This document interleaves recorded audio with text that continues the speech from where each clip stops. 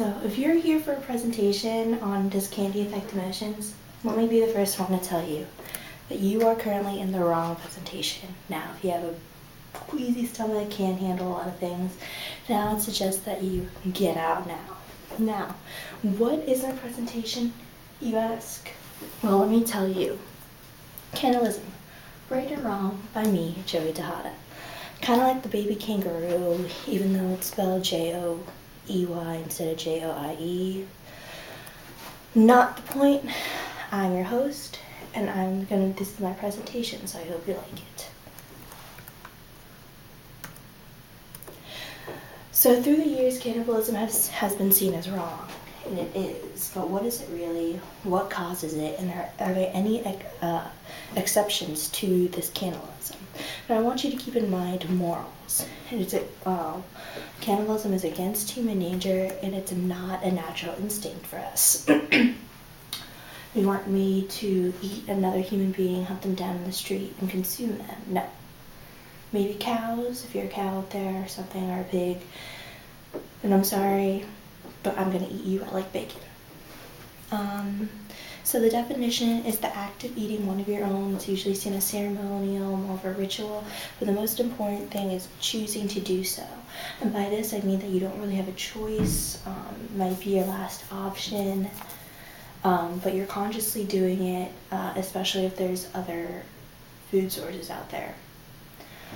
So moving on, the originated is unknown. I don't really know where it started from, but there have been fragments seen as worldwide, all across the globe. And it's actually seen in our earliest ancestors because of the fossils that we see or that we have dug up. I'll get back to that later in the presentation.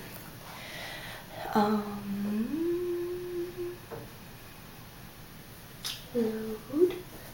Technical difficulties, there we go. So what is it commonly used for? It's actually commonly used to initiate fear. This is usually during a war zone. It's also a symbol of love. It's a promise that you'll never forget that your deceased loved one or friend. And it's, in a way, it's getting closer to family. There are many cases of which females are eating each other's placebos in hopes of getting closer to that person. It's also symbolic, once again, love, maybe fear, even dehumanizing someone. And many times it's for religion. Human sacrifice is one of the most common go-tos when people think of cannibalism.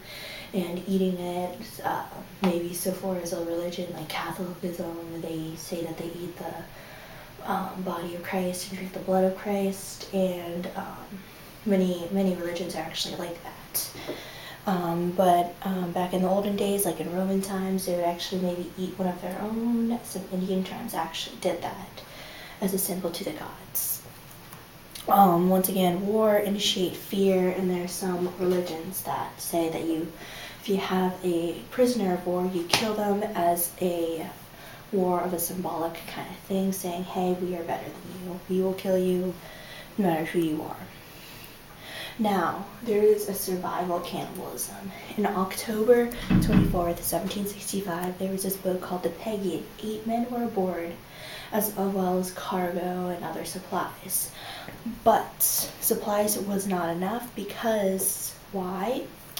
There was a storm that left the boat stranded in the middle of the ocean. There was 2 months stranded and no food. They ate their own clothing. Can you imagine that? What would you do if you were in that given situation? 2 months without food, your mind starts going blah, blah, blah. So, what would you do? On the Peggy, there's a slave that was considered cargo. She was shot, killed, and eaten. Now, the men made that last for 16 days, as long as they possibly could, and began to draw lots on who's going to be next of being eaten. They're going to go by one. Luckily, though, the Peggy was rescued before anyone else was killed and eaten. They actually waited a day because the person that got picked from the lots, kind of like the lottery. They picked a paper from the hat. was actually a well-respected man on the ship, and they didn't want to eat them, so they waited a day in hopes of being rescued. Luckily, they did get rescued. They admitted to eating human flesh, but do not consider themselves cannibalists. But are they cannibals? The law actually overlooked this because they did a humane way of dying. They did a shot to the head on the back, so they were kneeling and so that was humane. No one had to suffer. They drew lots, and that was seen as fair.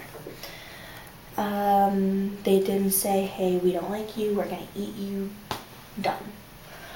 When they set the sails, sailors do have unspoken rules. They're 3. They need to do anything to survive. There's always the possible danger, and there's a great chance of death. So, in a way, they kind of knew that they had to eat their own brethren to survive if it had to come to it. So survival mode for cannibalism is actually broken down into a science because we're not naturally cannibalistic.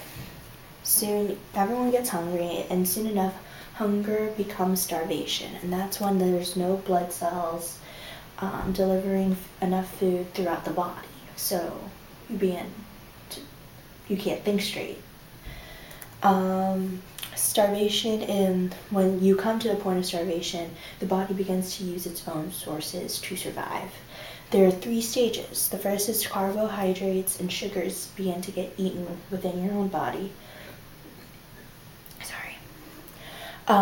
Then goes your fat reserves. You become just skin and bone, so you can see your ribs and joints and all that, and fun.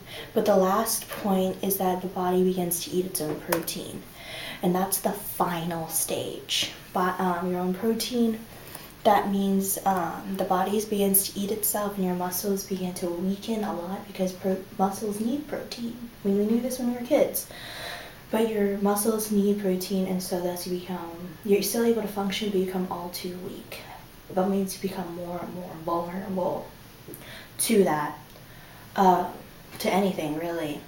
And so eating your own protein, many of you guys may not understand this, but there was a quote from the video that I used that it compared your body eating your own protein to lighting your house on fire to keep warm.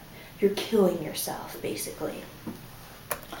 Once again, if there's still no food, the body begins to shut down what is not needed to survive. So it keeps the brain functioning, the lungs functioning, and the heart functioning. So those are basically the 3 organs that your body needs to survive.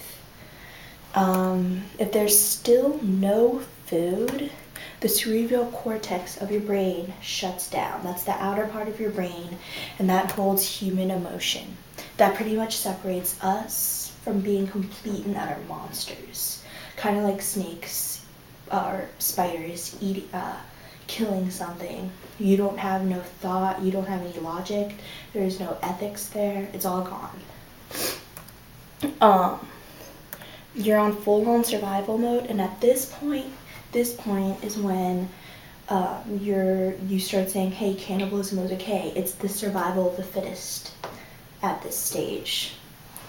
That means the men on the Peggy were pushed. Given the circumstances, they were pushed to their limits. 2 months without food, they ate whatever they could on them, but they just got pushed to the last stage that cannibalism was okay, and we were just another livestock. It was the will to live. It was seen as the beast inside. They were just surviving, but is that cannibalism? I don't think so, because they weren't given a choice. No choice, because once again, going back to the definition, it's choosing to do so, but given the circumstances, they couldn't think straight. Their body was shutting down. They couldn't comprehend exactly what happened. So why are they not cannibalists? I think so. Because they did a humane way of killing. They didn't torture anyone.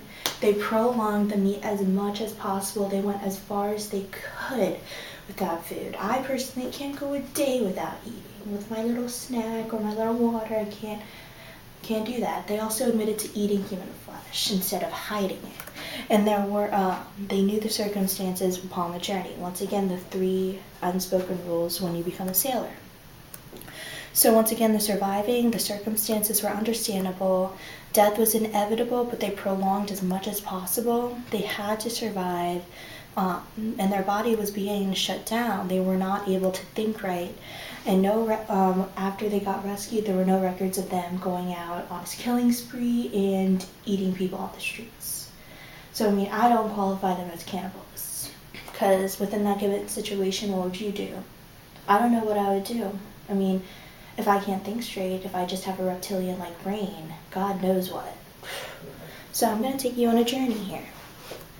Imagine you're on the vast ocean, alright? Just sailing along, cruising, no land in sight. You're free until a gigantic storm comes up and starts rocking your boat, and thus leaving you stranded right there. No land in sight at all. And it's hot, the sun's beating down on you, and you are just so hungry. Okay, you're just so hungry, and you begin to look at your other crew members like this. Let that sink in for a second. Alright, is that cannibalism? Given all those circumstances in the span of 2 months and 16 days? Maybe even a little bit longer than that? No. That's surviving. Alright, will to live, beast inside, body shutting down, you have no choice. Now, the other symbolic of this is love, alright? This is seen as Papua New Guinea. An anthropologist named Shiley Lindenbaum discovered a cannibalistic tribe in Papua New Guinea. And they ate dead family and friends as a symbol of love, so that the dead was living inside the living, so to speak. But many other people saw this as good food, that, hey, this is delicious, I'm gonna keep eating it. It was, new food source and delicious. And in case you don't know where Papua New Guinea is, here's Australia, the Philippines. Many of you guys may know where that is because of the recent events. Papua New Guinea is just right here near the equator, near Indonesia. But there is a problem. There's a cycle going on. People kept dying. People kept dying. The people that kept dying were the people that were eating the dead. Why?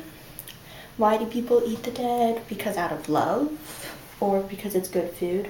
Why do people keep dying? And why is the cycle never ending? Why can't they stop this when they see people were dying? But what was the reason people were dying?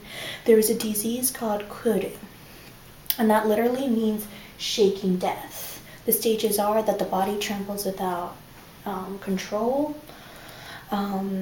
They're unable to control their limbs, kind of like when you shake because you're cold and you begin to twitch, you can't stop.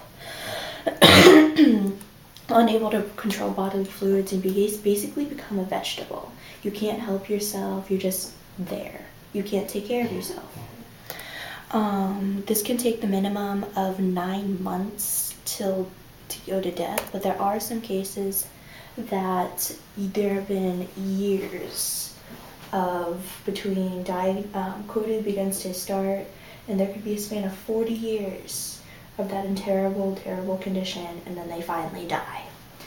Now, kuru actually affects the brain. There are a couple of pictures here. The normal side right here, and then the kuru side right here. Kuru is actually just like CJD. It's another brain disease, similar, but kuru is much more intense. You see that the normal brain tissue doesn't have holes in it, so the kuru begins to eat at your brain to create holes with CJD, which is similar to kuru. Here's some pictures of kuru. Kuru affects the brain once again because of these things called prions. They're not bacteria, they're not virus, they're called prions. And we have some good prions, but these are deadly prions that end up eating at the brain.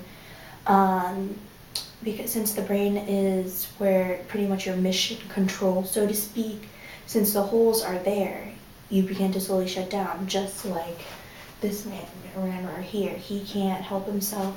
And this is actually from a clip of, once again, the video that I used as a source. It's cited and my work cited in case you want to check that out. He's trembling, he can't get up, and he needs help. And that means that they're dying.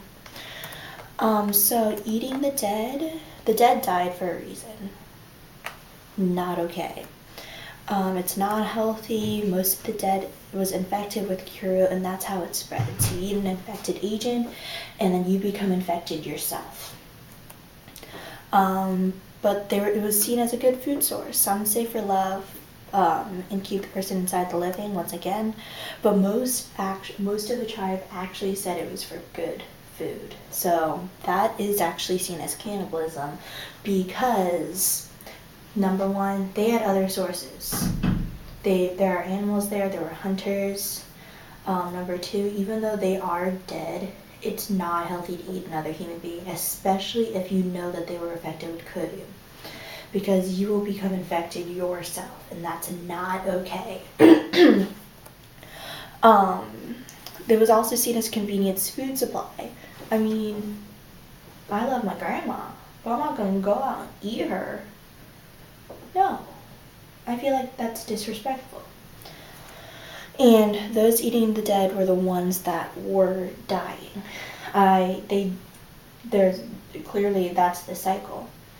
Dead person infected with the kudu. They eat the person, people become infected, they die, and it just goes in a cycle, like a little wheel. Eating the dead continued, you would die. They're dying because of kudu, because they were infected with kudu. But granted, there are some people immune to this. Now, the reason that is because their prions in the brain, they're mutated. So this is from genes that they mutated from their ancestors all the way till today. That means that their ancestors more than likely ate human flesh and developed an immune system that is able to go against these prions, and it's seen as a mutation. It's not normal. So love and good food, it's not healthy. Don't go out and eat your grandma. That's how the spread of diseases start, and not everyone is immune to this. I don't recommend doing it at all. Very few are. Out of thousands that were tested for this mutation, less than half did have the immunity against this. Number two, it's against the law to dig up a person and consume them. You could go to jail, you could get a fine, jail, prison, psych ward, never seen daylight again. I personally like daylight. Where our bodies are complex, there's chemicals entering in and out of us at all times, especially with today's fast food, today's other chemicals that people see, and medications.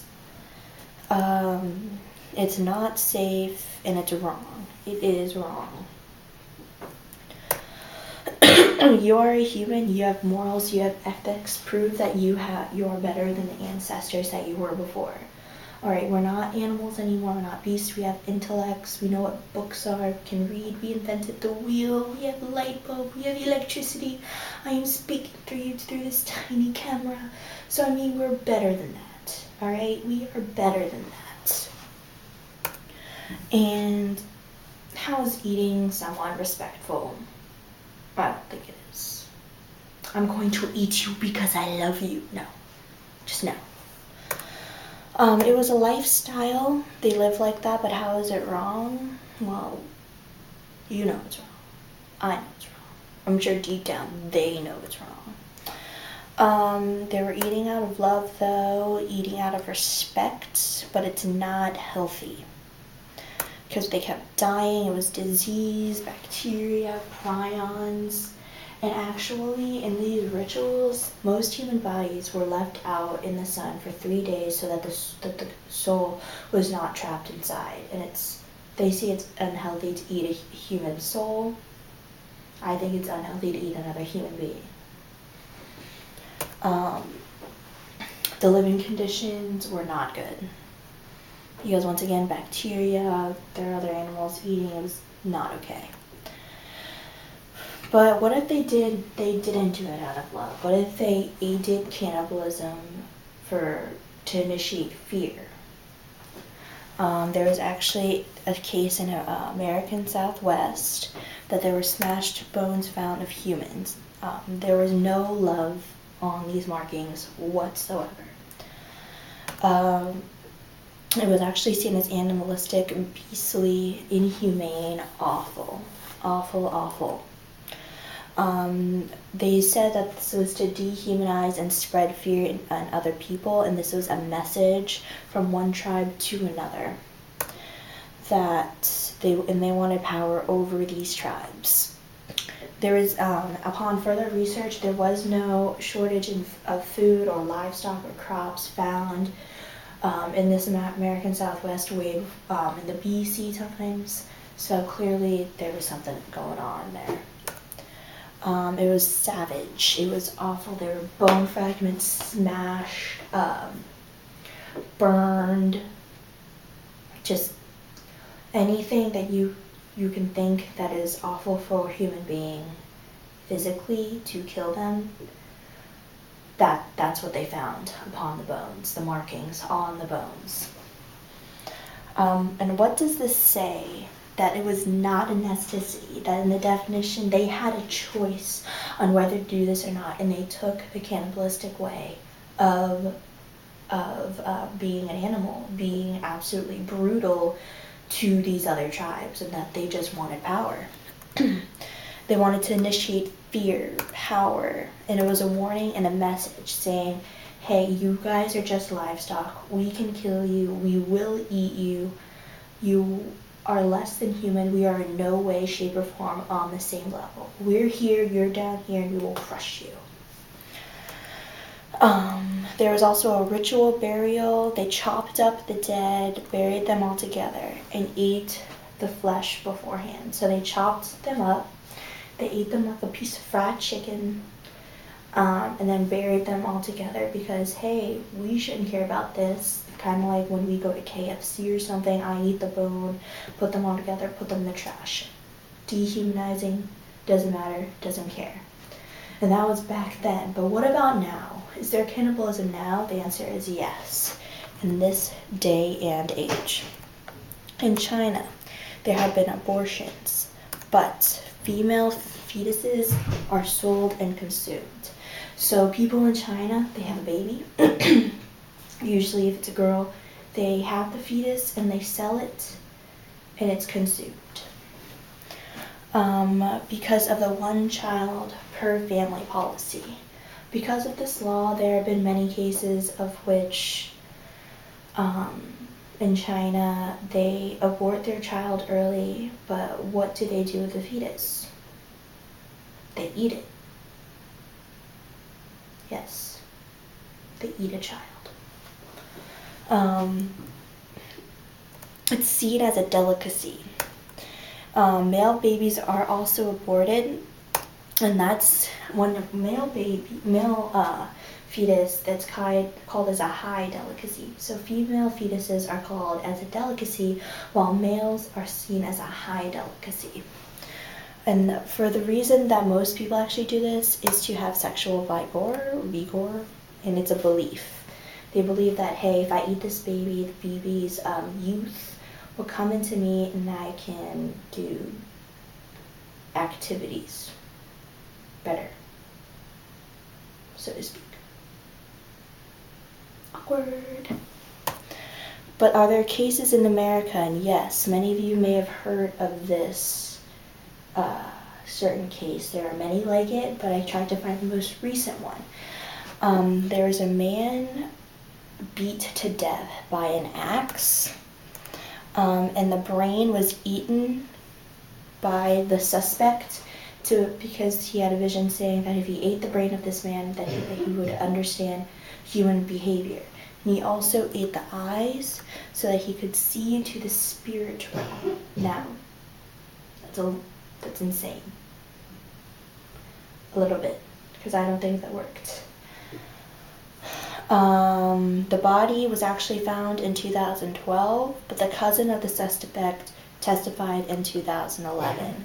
He said the cousin of the suspect said that he saw the suspect with bloody clothes, chopsticks, as well as the suspect told him that he ate a brain and eyes with sake, and that's an alcoholic drink if you didn't know that. So the suspect was qualified as insane and put into the psych ward, which is understandable. But eating a person is equally as insane, even if you see them as good food. You are human, you have morals. Once again, we are better than that. We can surpass past this, and it's not healthy, man, and it's illegal. Is it worth going to jail just to have a taste of that your neighbor down the street with a little bit of beer and soy sauce? No, it's not. So cannibalism views, there are the many views of cannibalism: surviving, eating the fallen, the dead in hopes of you to live, and it's the survival of the fittest. So there's actually two ways of surviving. Surviving meaning the Peggy, going back to the beginning of my presentation, of the 8 men whose bodies were shutting down and they literally had no choice. That is not seen as cannibalism. That is seen as a terrible situation, horrible circumstances to be in. And survival of the fittest, going back to the fear thing, when you have plenty of choices, but you choose to eat little Johnny down the street because he's weak, small, feeble, and vulnerable, and you need to prove your masculinity to kill him and eat him. Alright, that's not okay. Not okay at all. Especially if you torture him. There's other cases such as love, as they'd see it as a sign of respect and caring and good food, okay? Number 1, the dead died for a reason. There was a reason that they were dead. Number 2, when the person is dead, gross, no. Because especially if they died a natural death, it's not okay. Not okay, because you could get infected for whatever thing, because blood starts rotting the second that there's a corpse there. It starts to decompose the second that it happens, alright? It turns hard. Bacteria starts growing. So it's not good food. And it's not out of respect. It's like, hey, grandma, I love you. You're like a piece of fried chicken now. No, not okay. There's also seen as power. You have power over these people because you are able to eat them. And that is fear and a warning and a message. Alright, so you are controlling them by fear.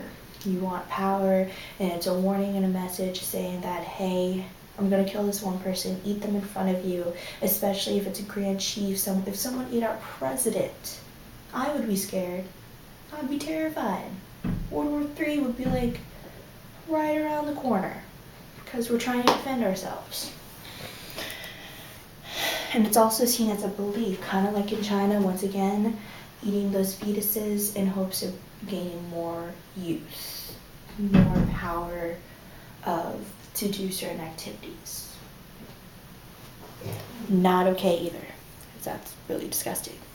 On the continuation of cases today of the China, they eat dead babies, and it's seen as high-class food because of the one-child policy.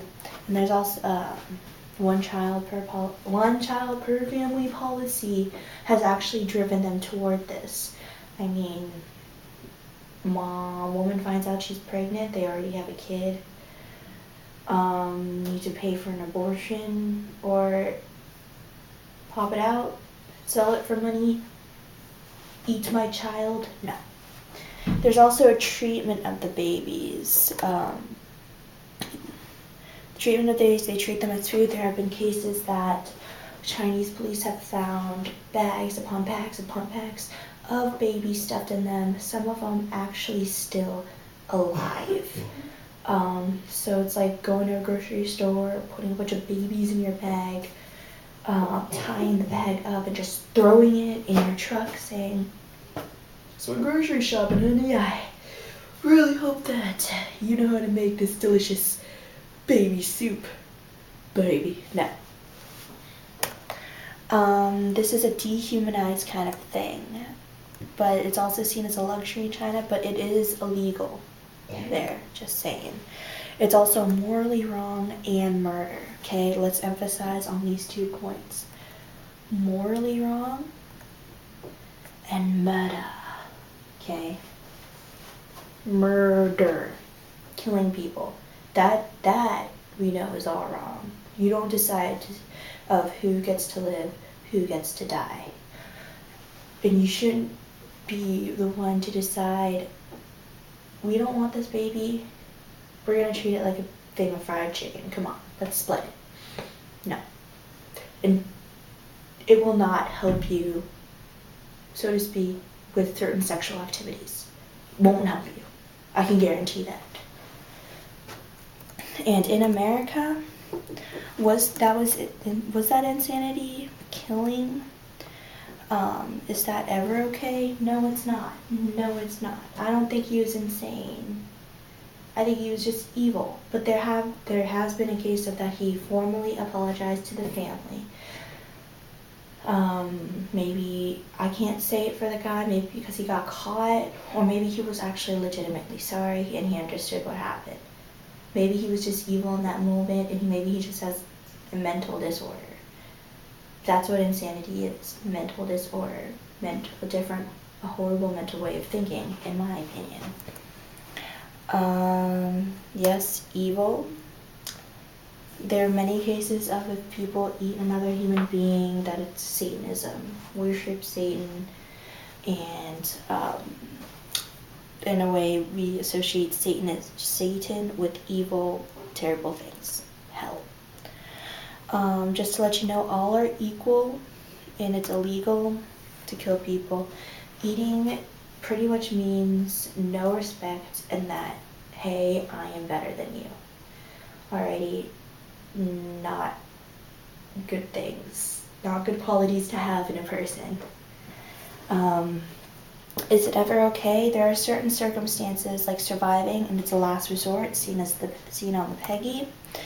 But that is seen as arguable, but I see it as okay given the circumstances, because number one, there's science behind it, and your body literally begins to shut down, and you can't think right. You have to survive. You have to survive. But there are other cases like love, but there's disease, rituals, and the rituals usually make them go bad. And once again, die, leave it there. The second that there's a corpse, it begins to decompose the second that it begins to die. And that's how diseases spread. Bacteria, kudu. I wouldn't want to have kudu, would you? And terrible, terrible living conditions. So, and there's also seen as power. To dehumanize, to be inhumane, to torture, and to spread fear and terror to other people.